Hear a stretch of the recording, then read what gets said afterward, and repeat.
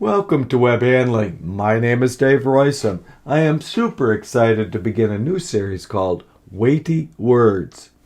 Yes, I know we have thousands of web handling words quite clearly defined in some references that I will give shortly. However, the focus of this series will be words that are extremely useful for the troubleshooter. I know your time is precious, so let's get started.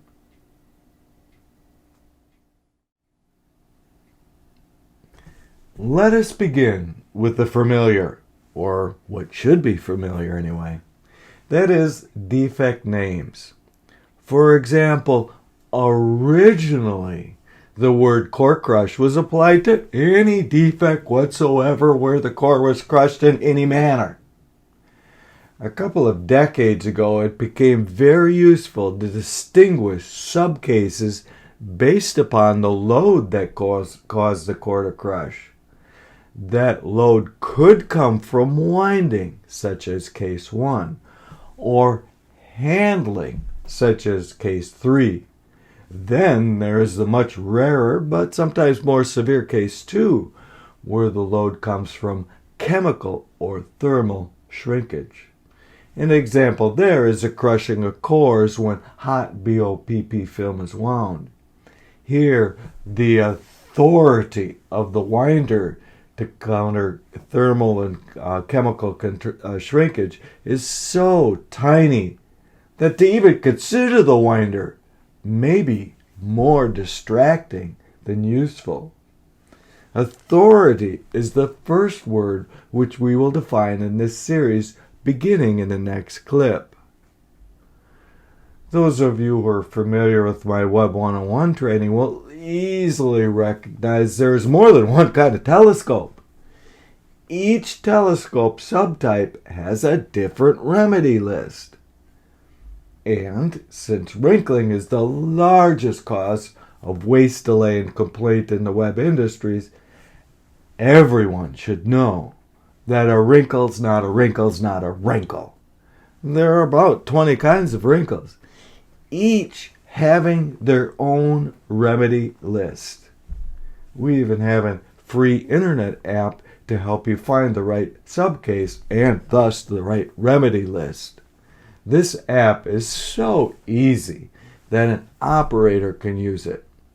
However, the expertise under the hood for wrinkling is so extensive it can be only summarized in a 70-page chapter in a book, but would take 200 other publications to cover it completely.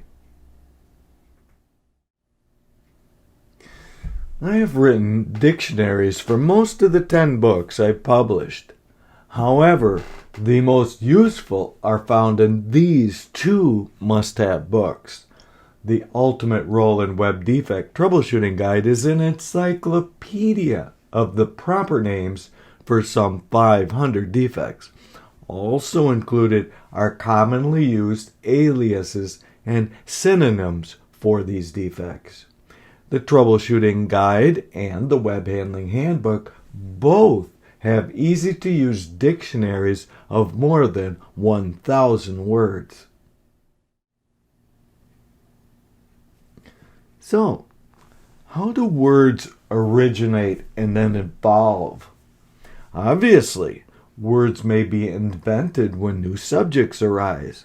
For example, 100 years ago, there was no word for nonwovens because nonwovens had not been invented yet.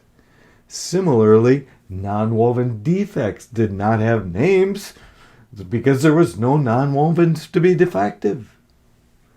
Similarly, as we invent new components and learn new physics, new words must also be invented. An example is servo drives, which were commercialized perhaps 20 years ago. Another example is that I had to coin or invent the word compliant cover spreader, because when I wrote the first definitive paper on the subject 30 years ago, there were only trade names and Tappy did not permit trade names to be used. Similarly, I invented the word flattening to be shorthand for Dr. John Shelton's big and slippery rule for a roller that can act like a weak spreader. All of these and other words evolve, not only changing meaning, but also to become more precise in their meaning. That, like evolution, means that words become fitter for the environment they are used in. We need to dispel one very widespread myth, and that is that words have fixed meanings. Words change meanings quite quickly if purely oral and thus are not written languages. However, even written words with real dictionaries and formal rules of grammar change their meanings too. Sometimes this process is slow, such as the word flux, girl, naughty, nice, and pretty that took 2 or 3 centuries to make a thorough change in meaning. However, silly changed its meaning quite drastically 3 times, almost all of which during the last 2 or 3 generations. Modern popular words can change meanings almost overnight. For those wishing to learn more about language, I can highly recommend the video-on-demand Wondrium course on human language that my wife and I thoroughly enjoyed. So, what we will do over the next half dozen or more clips is to define new and useful words for the troubleshooter.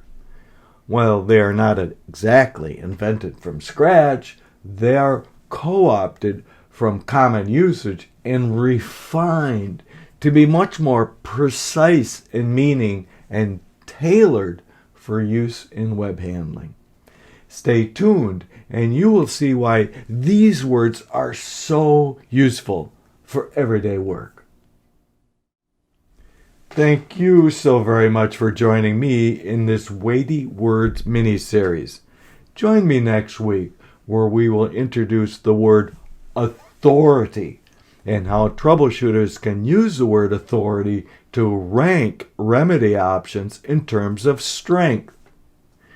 If you have a topic you would like to hear about, let me know in the comment section below. If you found anything new or useful here, please like and share and subscribe. See you next time.